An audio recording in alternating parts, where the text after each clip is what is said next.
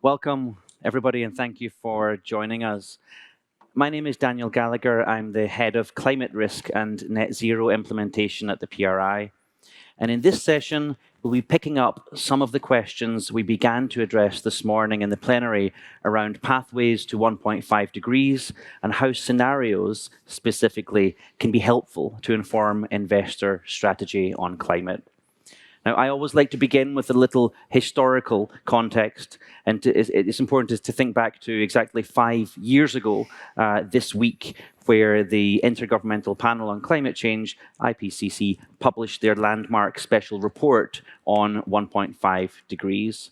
So 5 years ago then, the scientists made clear that to limit warming to 1.5, we needed deep and unprecedented emissions cuts in all sectors of the economy.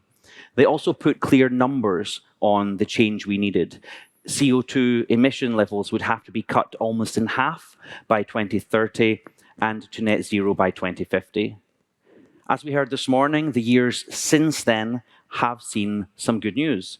Governments around the world have strengthened their energy and climate policies, and many have set net zero targets. Some governments have even legislated and written those targets into law. And those policies are having some results. We're seeing clean energy investment increase, a rapid deployment of electric vehicles, and a massive scaling of renewables. But despite this progress, as we know, the transition has not happened at the speed and scale required. And so the required policy response on climate is delayed.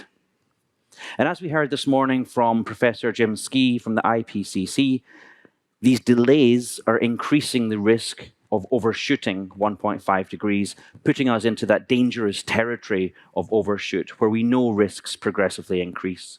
So some of the questions we'll be examining today include, what do these delays mean now for the remaining carbon budgets for 1.5 degrees? What do the pathways forward now look like? And what, if anything, needs to change from the perspective of investor strategy? And joining us to explore these questions are some of the leading experts on the modeling and the use of climate scenarios. So with us is Sven Teske, Associate Professor at University of Technology Sydney, and architect of the One Earth climate model that has been influential in investor target setting on net zero. Also with us next to Sven is Jakob Thomä, Project Director at the Inevitable Policy Response, one of the leading global experts on sustainable finance and climate. Also joining us is Danielle Welsh-Rose, Head of Sustainability Investment Specialists and APAC Sustainability at Aberdeen. We also have Alvin Lowe. Alvin is Director in the Macro Strategy Team and co-lead of the Climate Scenario Analysis efforts at Temasek. And I'm also pleased to be joined by Martin Skancke, PRI Board Chair, member of the Task Force on Climate-Related Financial Disclosures, and a long experience in the use of scenario analysis in that context. Thank you all for joining us. I'm looking forward to the discussion we'll have over the next hour. And so over the course of the next hour, we will first hear from Sven about some new analysis that the One Earth climate model has been doing to examine questions of delay in the required policy response. We'll then hear from Jakob on the latest thinking from the Inevitable Policy Response, which has just released their new major 2023 forecast at New York Climate Week. We'll then be hearing from our panelists about how they are using scenarios and have used them over recent years, and their thoughts around how investor strategies might need to change in light of delayed action. We would also like to hear from you, our audience, so please do submit questions throughout using the app. We are breakout 2A in Hokushin, and we're looking forward to hearing from you. Sven, let me start with you. The One Earth climate model was established as a research project to develop specific country-level pathways for 1.5 degrees. As I mentioned, it's been influential for investors setting net zero targets. As we heard this morning, we have globally bent the trend on emissions, but emissions are still rising. And the required policy response on climate has been delayed. So can you tell us how you're thinking about this at the One Earth climate model? What does your analysis tell us? Over to you. Yeah, I will have a few slides to explain the One Earth climate model, what we're actually doing. As a background for my person, I'm actually an engineer and I'm not a finance person. So when we started working on the One Earth climate model, we basically came from a very practical, technical point of view, and we added all the criteria we needed for the finance sector.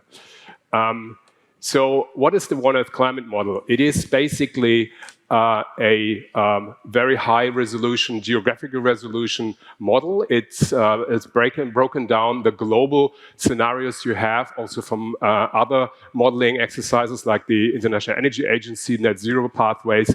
They usually have only a global pathway, and we broke it down to the 20 G20 countries. All the members of the G20 countries, and we then added up also the different regions. So we have one for the EU 27, for BRICS, for G20. And the interesting exercise here is that if you break down a global carbon budget into a regional budget, you basically have to add up the carbon budget again, because when you model 20 countries, you still need to have a carbon budget for the other 180 countries. So you have to be very precise.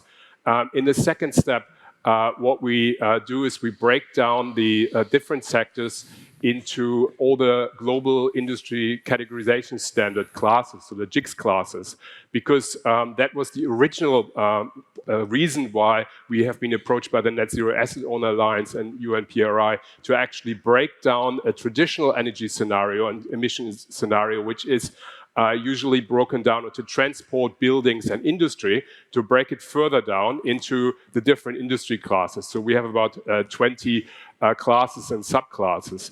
And then we also have to break down our analysis into very transparent and open access data, both in terms of assumptions as well as results. As I think the practitioners, the users of scenarios need to know exactly what are the input assumptions, why are the input assumptions chosen like that, and what are the results. And we break down the results into first the demand-driven results. That means the demand development in terms of, for example, produced steel in million tons, produced aluminium, traveled passenger kilometers, traveled freight kilometers, and so on. So that is basically the first driver.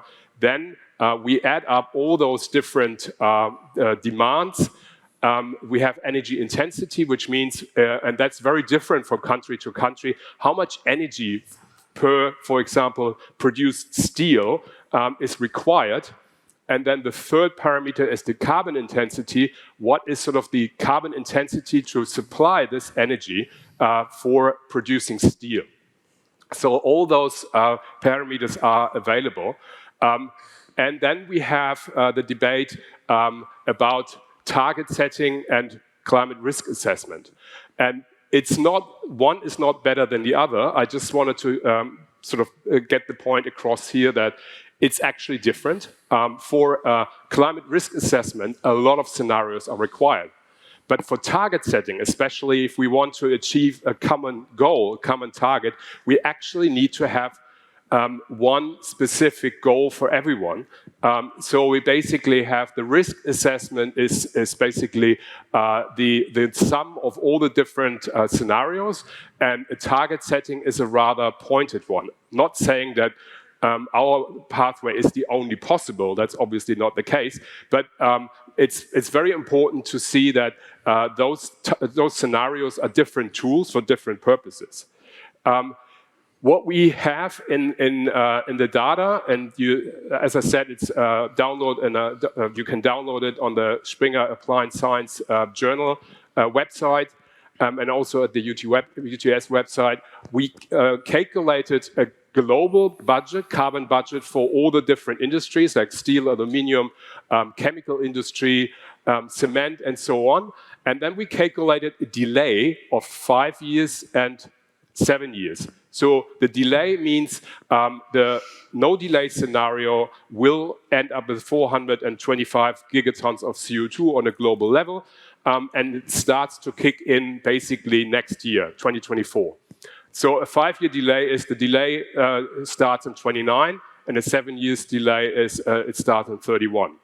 What you see here, and I'm not going into the details of the data, but what I wanted to show you here is that some sectors will only increase the total emission by, let's say, 20 or 25%, while others, for example, buildings and passenger transport, will double the emission by only a 5-year delay. So it is very important, as lessons learned, what is required, what is needed in order to reduce as quick as possible first. And as a rule of thumb, we can say that every gigaton additional emissions reduces the likelihood to achieve the 1.5 degrees target by 0.15%.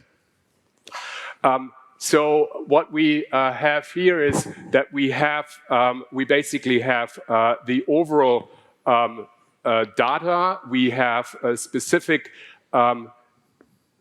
set of technologies, and every delay, as I just said, every year of delay, every delay by 3 months, a quarter of a year, will reduce the likelihood to achieve our target by 1%. So every quarter delay is a delay and a reduction in likelihood. What we also found is that a delay will not be beneficial for a company because the technologies will not change. So if there's a delay of, let's say, 2 or 3 years, there's not a set of new technologies suddenly available. So for the short-term targets until 2030, the technology will be identical. And as another takeaway to conclude is that there are also some investment technologies we need that needs investment, which are sort of on the forefront, and that's maybe boring, but it's still solar and wind. Renewables are the first phase. On the demand side, it will be the efficiency side. It will be electric vehicles and especially heat pump. And then in the medium term, the industry decarbonization needs technologies which we know already, but we don't really have a mass market for it. So for example, steel. We have about 980 steel manufacturing plants around the world. And the main, or sort of the mainstream technology to decarbonize the steel manufacturing is hydrogen-based steel manufacturing. And basically, what needs to be done is we not only need new facilities for green steel manufacturing, but we also need companies who actually manufacture equipment for steel companies. And a second very important part, and then I close with that in my intervention, is the chemical industry steam cracker are extremely important for decarbonization. So to come back to the high geographical resolution, it is extremely important to have the geographical breakdown, as energy intensities for the same industries can be very different from country to country. And I give you the example of the chemical industry. The chemical industry in Germany, for example, has a very high energy intensity, or in the US or in China, because all the main substances are produced there, the primary chemical substances, while India has a very low energy intensity because sort of they do the second step, like pharmaceutical production is there. So the energy intensities are different. So global average cannot be used for specific sectors, for specific countries. So Sven, if I'm understanding correctly from your analysis here, you've acknowledged that delay is something that makes our job a lot harder. I mentioned 5 years ago we had the special report on 1.5, had implementation of an adequate policy response happened at that time, we might be decarbonizing in a different way and transitioning to a clean energy economy in a different way. But your work is showing that we need very rapid, steep, unprecedented changes across all sectors. You've also mentioned that we hear a lot that every fraction of a degree matters, and you've put some color to that by saying every quarter that we delay reduces the likelihood of limiting warming to 1.5 degrees by 1%. So that's significant. Yes, it's significant, but I think there's also hope. Technologies like solar and wind are right now the cheapest technology to produce electricity, and they are the prime forerunners, because to electrify transport, to electrify steel, or use hydrogen for the steel industry, we need a lot of new electricity, and therefore decarbonizing the power sector is vital and important, but also economic. And currently, we install 1 gigawatt of solar every day, 24 hours. When I started my career as an engineer in the early 90s, it took us 10 years to build 1 gigawatt. Now we are at 24 hours, and that's a really good and encouraging fact. Excellent. Long may it continue. Lots to unpack. We'll come back to that in the discussion, but I'd like to move to the next part of the conversation and invite Jakob. Jakob, you've taken on the role as the IPR project director this year. IPR was launched in 2018 and is premised on a significant response by governments this decade. How is IPR thinking about this delayed policy response now, and what does your new forecast say? Sure, thanks. And great to see the interest in the room here about this topic. So let me start first by really being clear about the fact that IPR is a forecast, not a scenario. So we're not interested in trying to interrogate different hypothetical futures. Our role is to actually sort of provide a high conviction review or analysis of what the future will look like. And I think that's actually quite unique in the market, because even if you look at things like the global stock take or the climate action tracker that I'm sure many of the people in the room have perused, those are not actually telling us what the future will look like. Those are just telling us what the future will look like if nothing else happens. So what we do in this context is we basically review 300 global climate policies bottom up. We survey over 100 climate policy experts worldwide, and we ask them, well, what do you think these policies are going to look like over the next several decades, basically past 2050?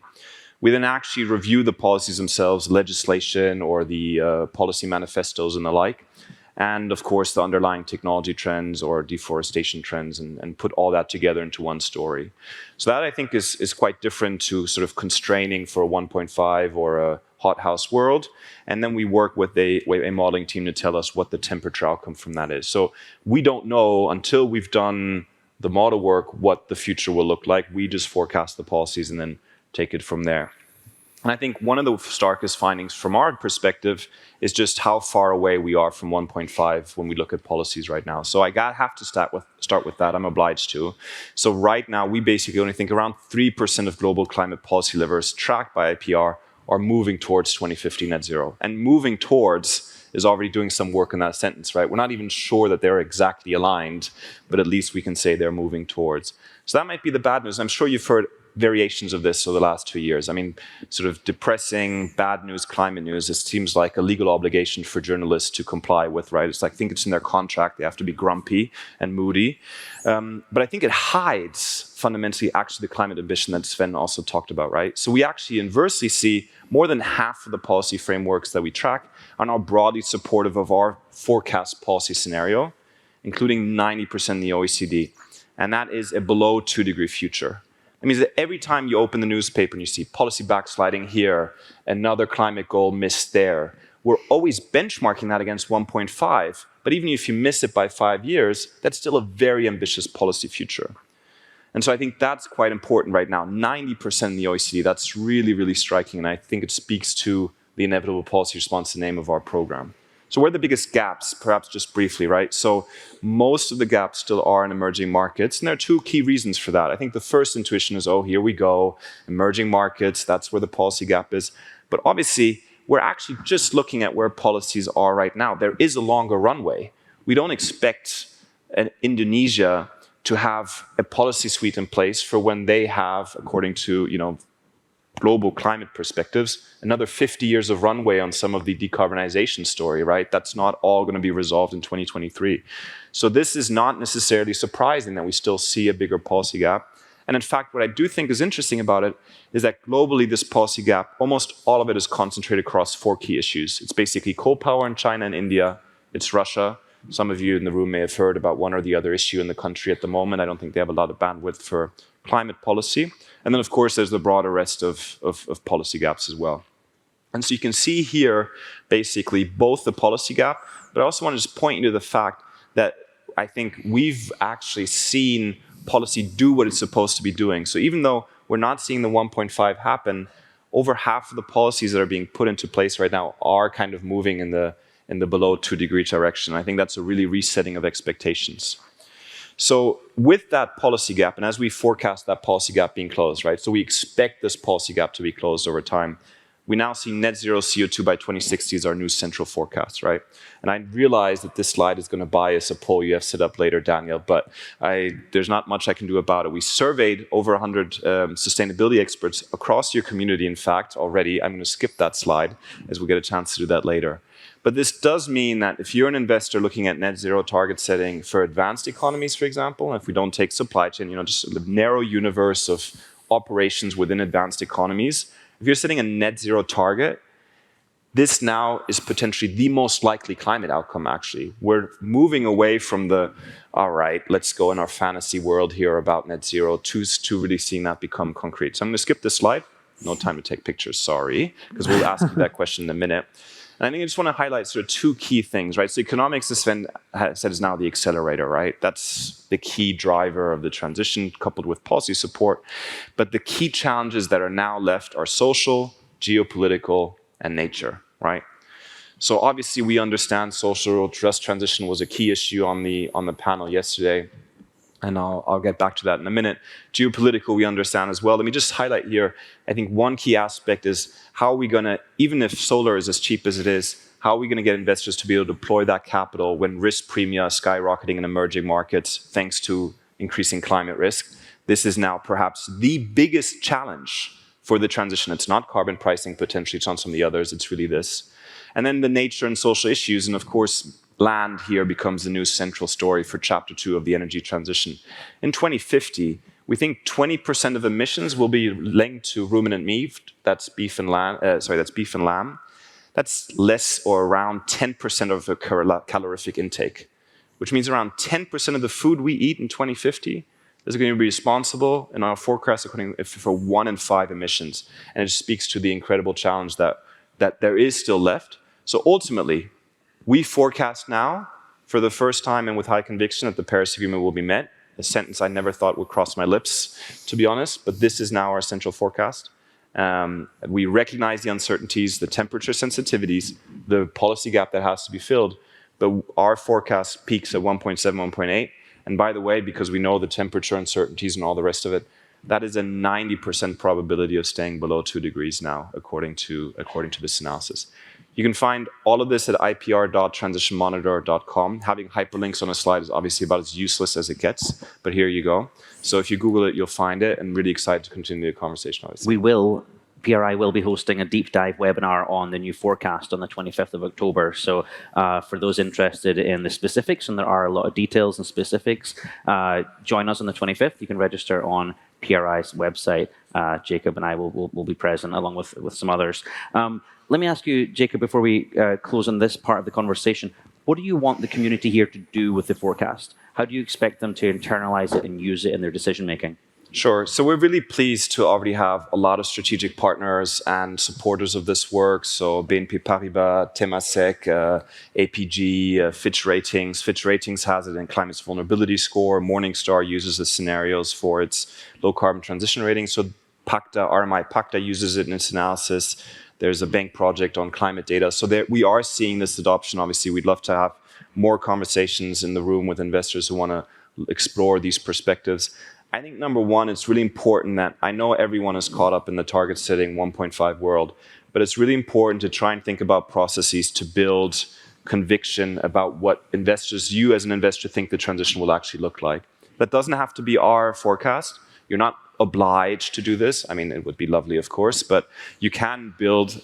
I know that I'm giving you permission. I know you appreciate it. No, but the point is, I think there is a point to have your own forecast, your own conviction, number one. The second is to center land and nature in the discussion. I think we need to stop just thinking about the transition as an energy issue. And obviously, there are a lot of different product and data opportunities, whether through the partners I just mentioned, or also solutions that we're developing now that are perhaps not for a public stage. Great. Thank you, Jakob. We'll come back to more of that in the discussion. Danielle, I'd like to turn to you. So I'm aware that Aberdeen has used scenario analysis for several years to inform the organization's view on the future, and had some quite comprehensive publications this year and in recent years. So tell us about the range of futures that you and your colleagues examine, and how have scenarios informed your decision making? Thanks, Daniel. Yeah, I think at a very high level, we don't think 1.5 degrees is realistic anymore. Our scenario analysis has us at our latest analysis is 2.3. So it's kind of our high level. Okay. Yeah. So the way we do scenario analysis is we use a range of different scenarios, so off the shelf as well as bespoke, and then we assign a probability to each of those. So our probability weighted scenario has us at 2.3 degrees. So that really shows that we're definitely in an energy transition. It is happening, but just not at the pace and scale that we need to achieve the Paris goals.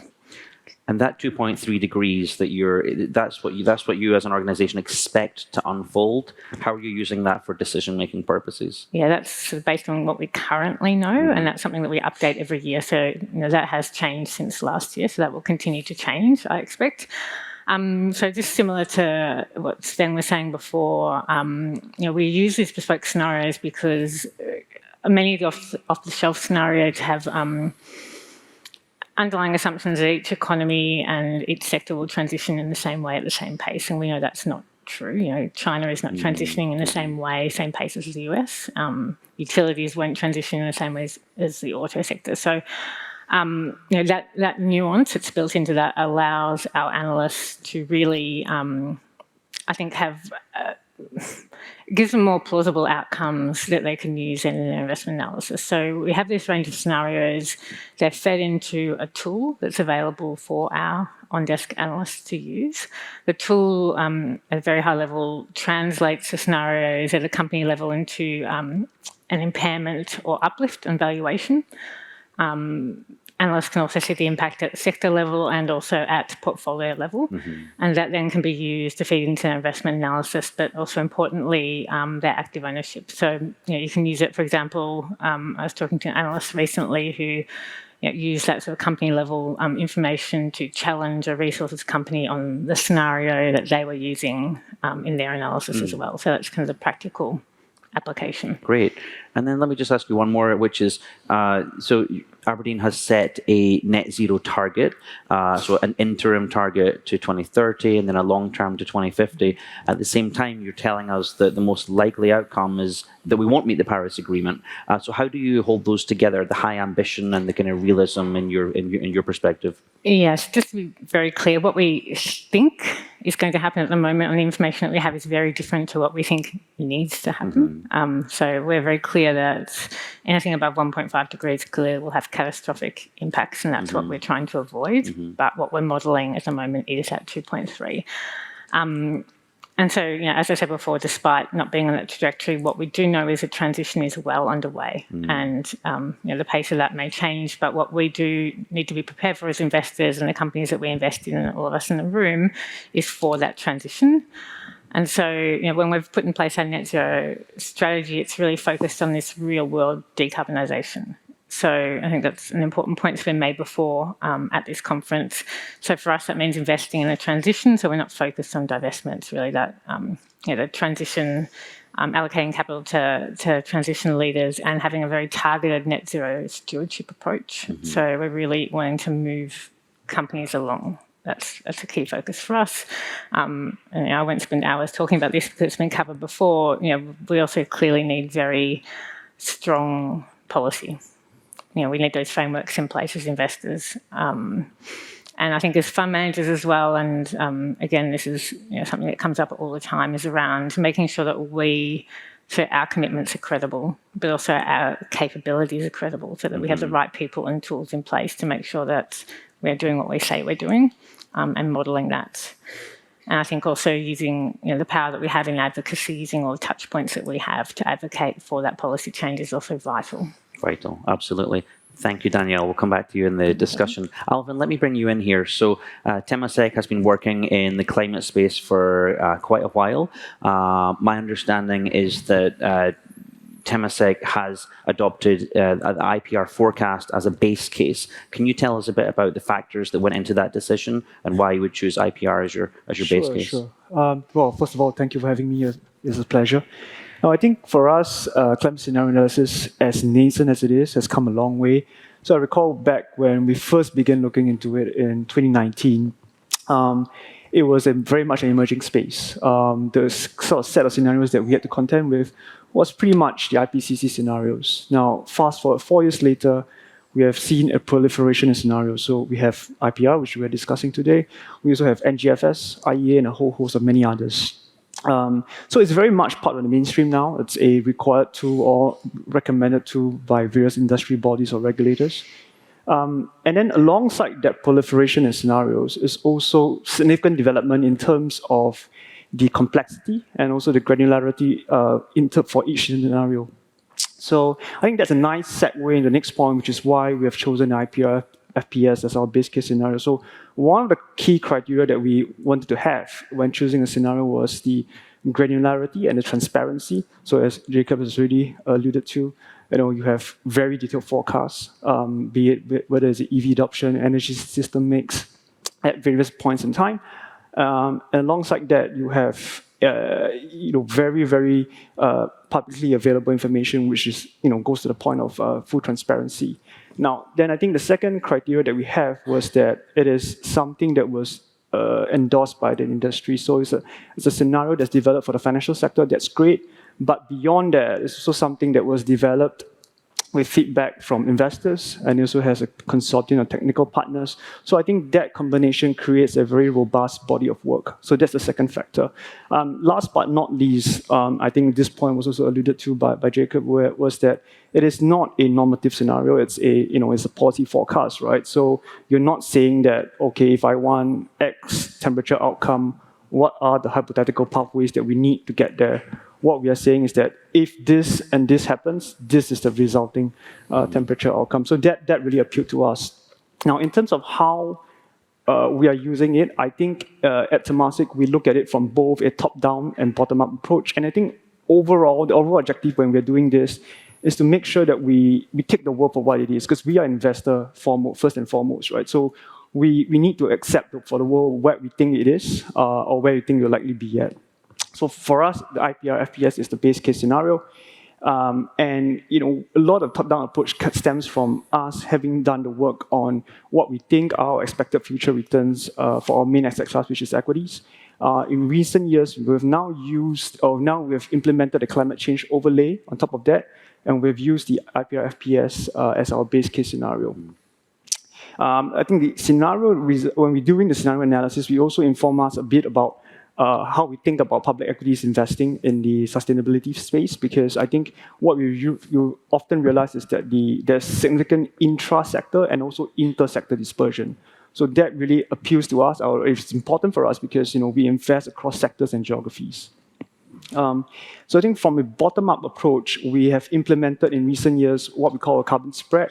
So basically, it's a bottom-up perspective of how we think, according to scenarios where carbon prices are at varying levels in various points in time, how that will impact equity value of a certain company.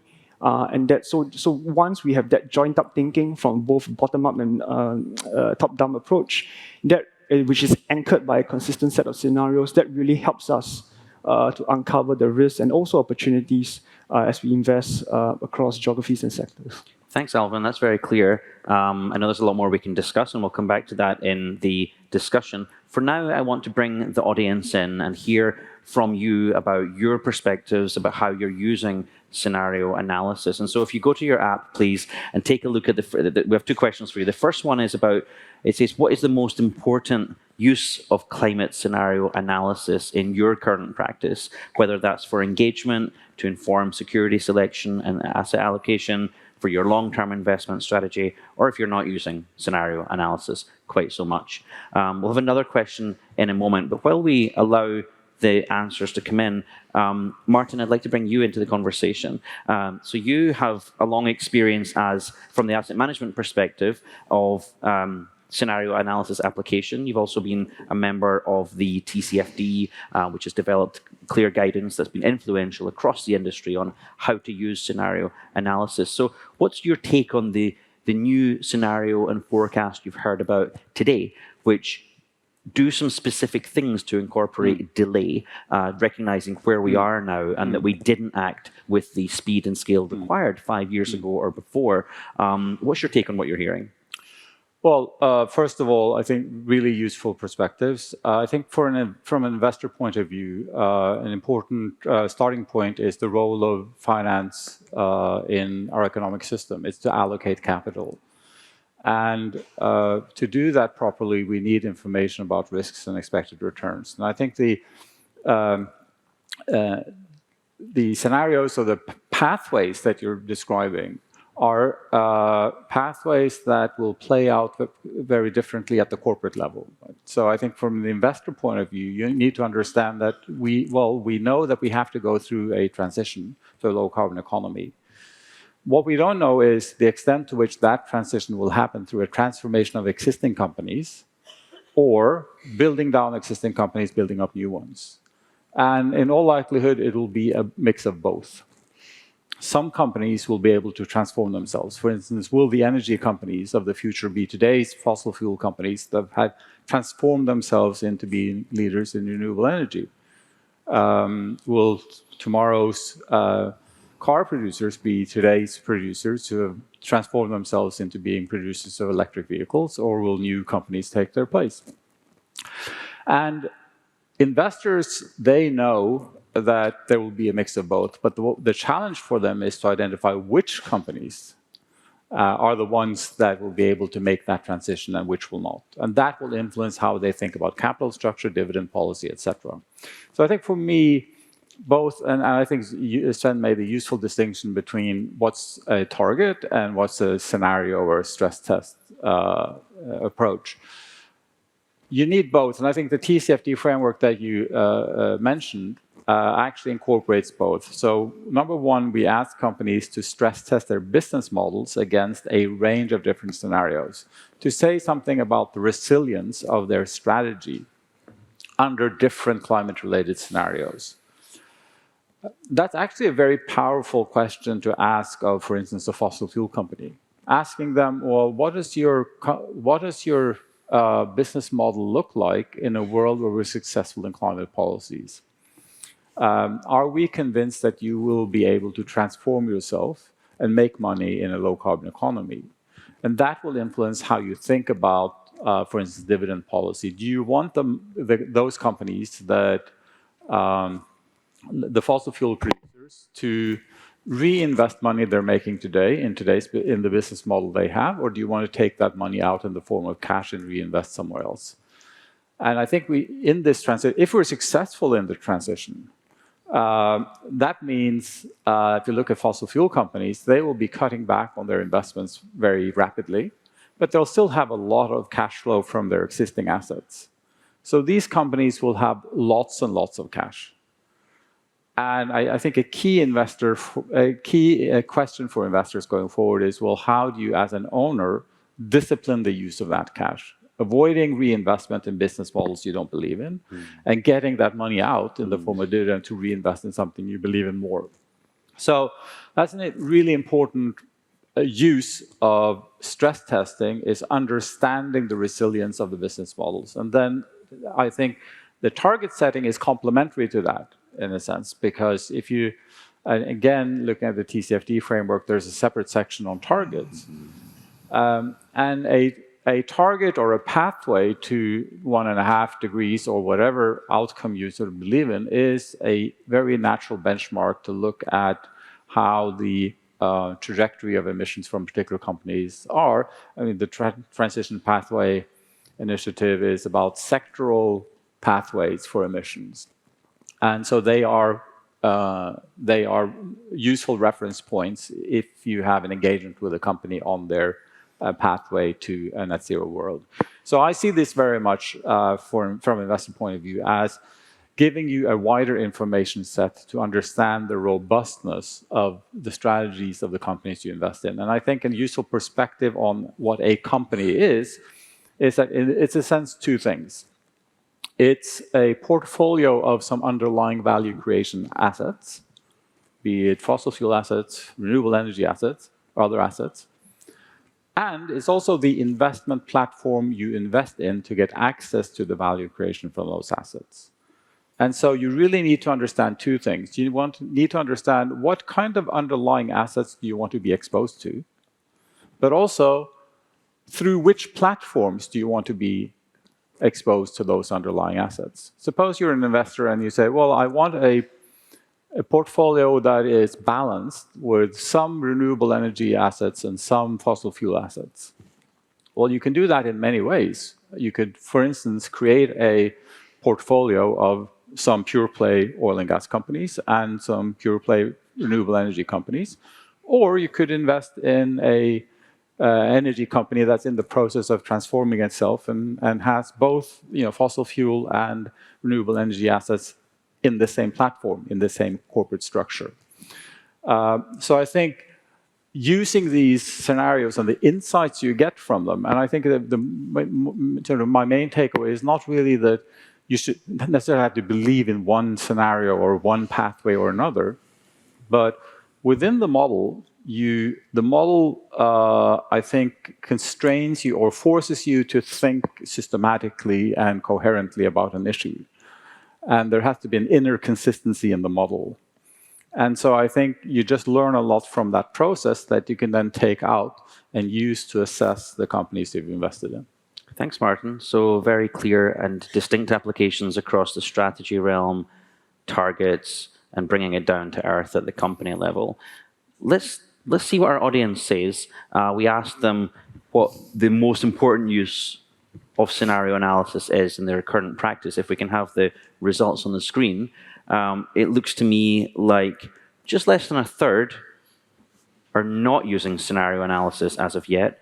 The majority at 35 are using it to inform your long-term investment strategy. Around about a fifth are using scenario analysis to inform engagement, and 13% to inform security selection and asset allocation. That was 94 responses. Thanks for participating. We have another question for you, which is on the screen. Which future best reflects your belief on global carbon emissions this century? And we're asking you whether you expect to see net zero reached by 2050 with 1.5 degrees of warming, or will reach net zero after 2050 with warming somewhere below 2 degrees, or if you believe that we will not reach net zero this century and we'll see warming beyond 2 degrees. Any reactions from the panel from what you're seeing from the audience's use of scenarios? Martin, start. I have to, a somewhat surprising result because it seems you're using the models for the thing that it's really most difficult to use them for. Because if you think of this from a sort of top-down portfolio construction perspective, these models are not financial market models, so they don't have any asset pricing in them. And so one thing is to say, well, these models can tell us something about cash flows for the future, but they don't tell you something about how these assets are priced to begin with. So it's very difficult to take these results and then sort of plug them into, maybe Alvin has solved that problem, but to plug them into a model that also captures valuation. Because whether it makes sense to shift your portfolio from some assets to another on the basis of this, these analyses, that depends entirely on how these assets are valued in the first place. And that's not part of how it's modeled. So I think these models and the thing, I think they are really great for understanding transformation at the sectoral level and also understanding the relative positions of companies within sectors. But it's really difficult to think of them as sort of a macro type model that will give you any real guidance on how to allocate between sectors, because that requires that you understand something about the pricing of assets in those sectors. Sven, is that your view? Yeah, I think our models, what they can do is we can give a very detailed technology breakdown, how to decarbonize. We also have an interaction of different technologies. So, for example, how much you have a limited amount of biofuels and a limited amount of hydrogen. Where is the best place to actually use them? What we can't do is to allocate sort of the stock market or the price in between, because we don't actually have historically an orderly phase out of a very large industry moving to another technology. And I personally know only one example, that's Nokia. They went from rubber boots to mobile phones. It didn't really last too long, but so they had a restructuring from a company. But I think that is the limit. But I think that the knowledge of where we need to go is very helpful. But that also means that the transition phase needs to have a very clear framework, policy framework, in order to secure the transition. Because in some point right now, we see that a lot of new investments, from my point of view, is made into the fossil fuel because there is sort of a undersupply, and there is a possibility to have a short-term profit to jump in that gap, and that needs to be regulated somehow. Thanks, Sven. I'd like to bring up the response to the second question, please. Jakob, do you want to comment on the use of application that you're seeing across the community? Sure, I would disagree a little bit with Martin. I think what it says is that investors are looking for scenarios to inform really their strategy about the transition. I think this exactly shows a disconnect insofar as these scenarios don't have any conviction behind them. And that's, I think, one of the reasons why IPR was conceived. Because if you want to build a strategy based on simulations about hypotheticals that the scenario modelers themselves may not even believe in, that's where the disconnect is that needs to be solved. And I just quickly on your point, I think we do need to be thoughtful about, investors are going to have to look at negative emissions technologies in this process as we're thinking about the disciplining cash, of course. And there's really only one industry in the world that has the technical capability to deliver negative emissions technologies like DAX, and it starts with an O and ends in an IL. And that's the oil and gas industry. And whether we like it or not, I think investors do need to start thinking about that. As we'll get to this question, we want to achieve those kind of outcomes. We have 100 responses from the audience, and it looks like less than 10% see us reaching net zero by 2050 at a global level and 1.5 degrees, and a full 61% believe we will reach net zero, but after 2050, and we'll see warming in the range of 1.6 to 1.9. Any reactions from the panel? So this is, if I may, this is exactly what we see in the IPR survey as well, where we have a median response of 2060, obviously. We have a wide range here, so there's a lot of different worlds, but actually, when it comes down to it, I think it demonstrates how ambitious policy has been and how the pessimism about 1.5 has hidden the sort of the optimism about 2050. I would just say, I appreciate the Aberdeen analysis about 2.3. I think it's entirely implausible to think that we would not reach net zero by the end of the century. That's 78 years, right, that we have left. That is the world of time, given how quickly actually we've come to transform the economy now. And it is worth reminding that that does mean that we would be, at least with a 50% probability, as the survey suggests, under 2. A 2.6 scenario means we have flat emissions until 2100. Just think about that. So if you're pessimistic about the climate future in 2.6, that's another 78 years of zero emissions reduction relative to current levels under 2.6, 2.7 scenario. And that, I think the optimism here in the room is well placed to be on it, and it's obviously what informs the IPR forecast policy scenario as well. So, Danielle, a challenge for you, and there's a question coming from the audience here about the gap between IPR's central forecast of 1.7, 1.8, Aberdeen's forecast, which you've mentioned is 2.2, 2.3. So, and the IEA last week and more recently, has said that their forecast of pledges is closer to IPR's in that range. So, what would you say is the rationale for forecasting something that's beyond 2 degrees when there are others saying that we will meet the Paris Agreement and be less than 2 degrees?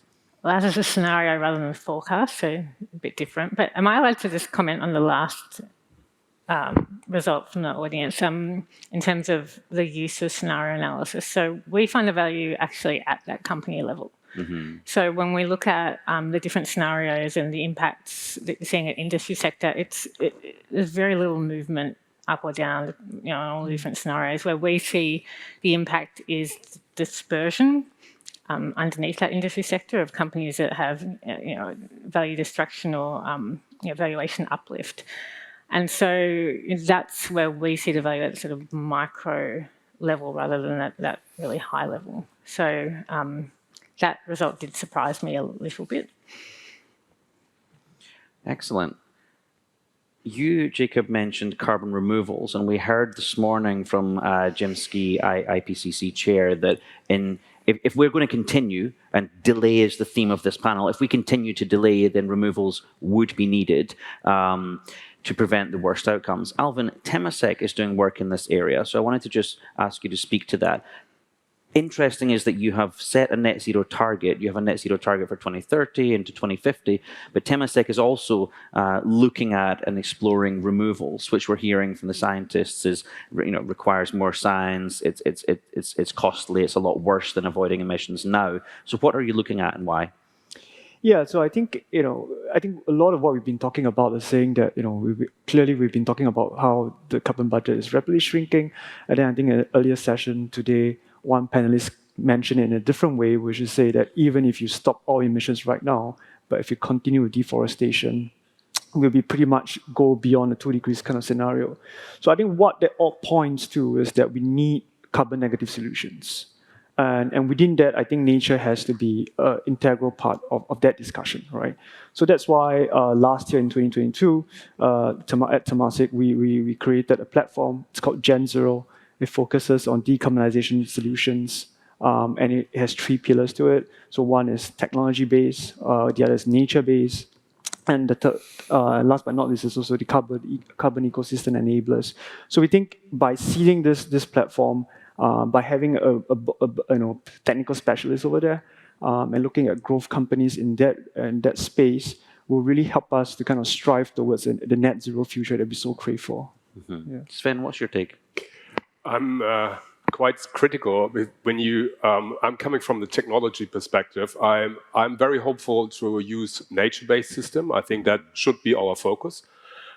If we look at the technical solutions, CCS over the past 30 years has achieved very little. There were only 2 coal power plants, one in Canada, one in the US, at around 120 megawatts, and they operated a few years with large losses and were shut down. And in direct air capture right now has a capacity to capture the CO2 emissions we have right now for 8.7 seconds.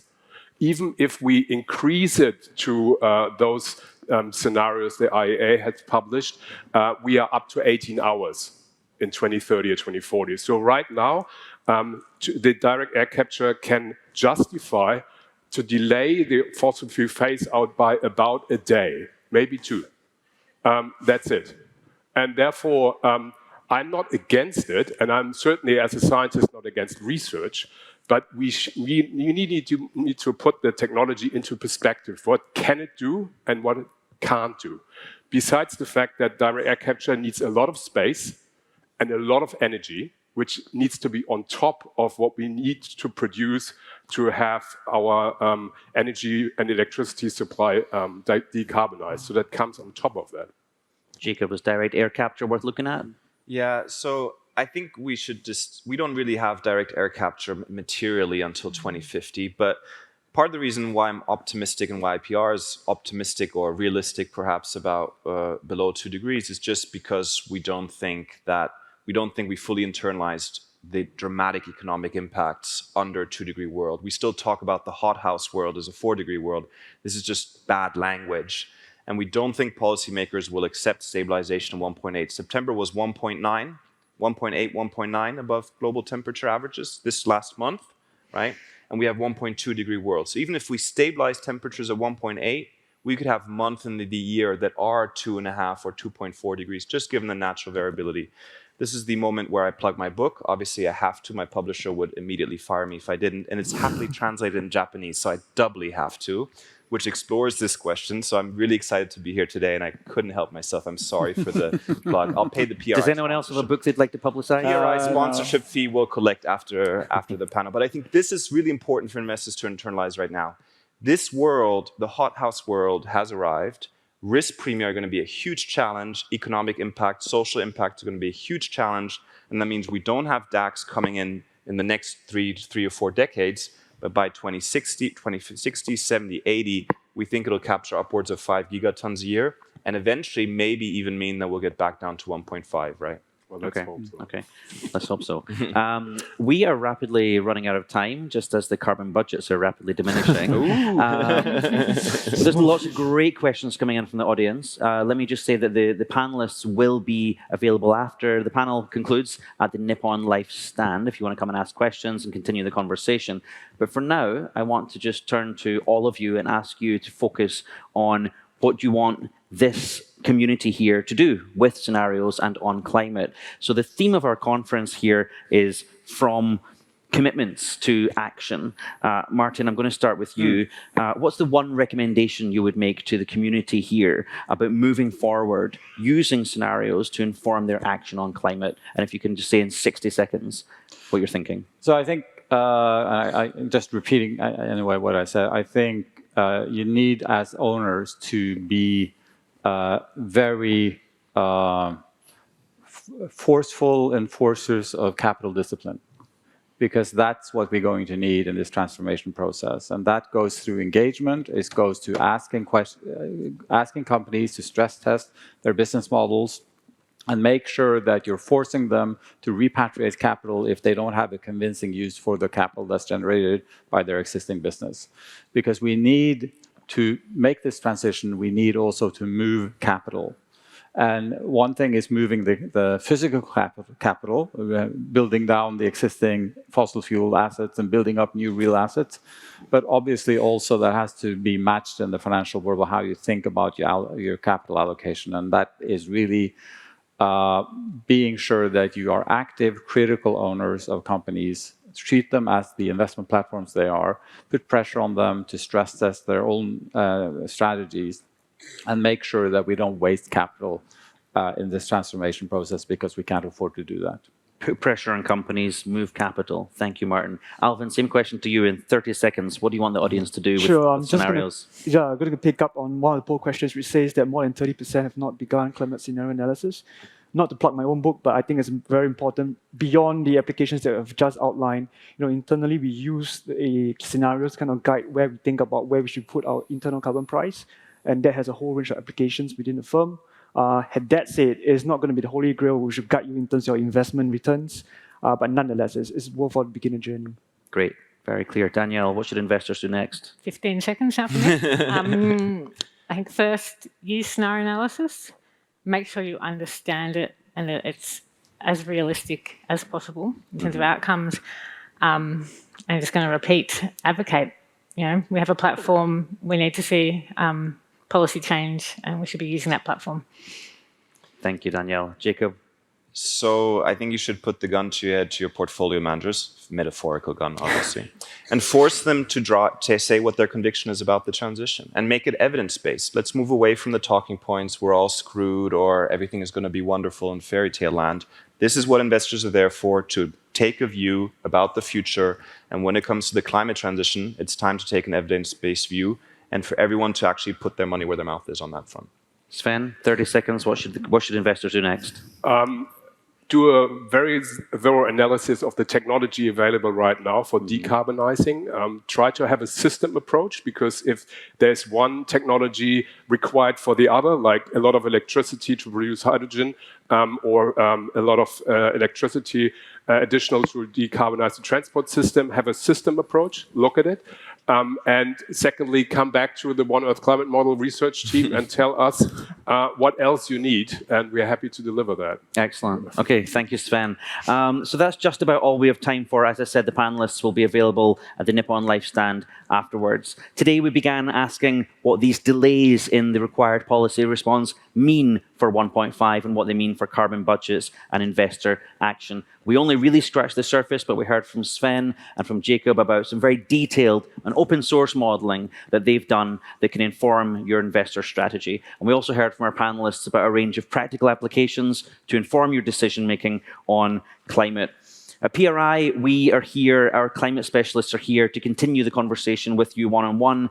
We know this is a complex area. we know that the risks of passing 1.5 degrees of warming next decade are increasing with every quarter of delay and every year of inaction. So it's really crucial that as a community we maintain high ambition, the highest level possible to reach net zero as soon as we can, including in this crucial decade of 2030. As I said, we're available to explore these questions with you, my team and the rest of the colleagues at PRI. And let me just say again that on the 25th of October, we'll be doing a deep dive on the IPR forecast. I do encourage you as well to engage with the One Earth climate model work and see how that can help you with your net zero target setting. I want to say a huge thank you to our panelists, Sven, Jakob, Danielle, Alvin, and Martin. That brings us to the end of the session. Thank you and have a good afternoon.